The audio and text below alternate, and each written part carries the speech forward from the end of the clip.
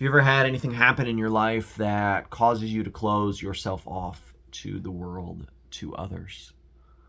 Perhaps you just get overwhelmed either with anger, with frustration, with grief, and we sigh. We sigh heavily as our bodies, our souls are weary. And so what I love about the story from Mark 7 today is that this man, he's brought before Jesus, just like earlier in our reading when the men came and they opened up the roof of Jesus' house and lowered a man through. In the same way, another man in need of healing is brought to Jesus today. Faith happens in community. And so he's brought to Jesus, and Jesus comes to him and he sighs. But he does it differently. Jesus is full of grace, and so he naturally exhales grace. And so when he does it, and he says to the man, be opened, a miracle occurs.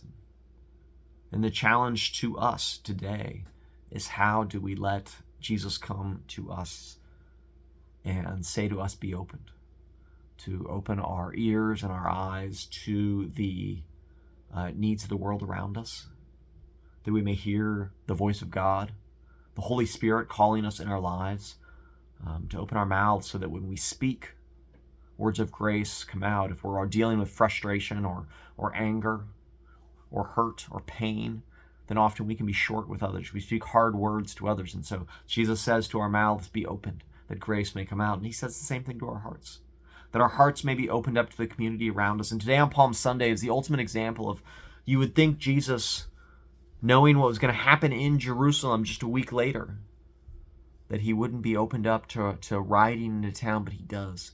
Such is the love. He's open to wherever God is calling, to wherever God is sending him. And so he rides into town.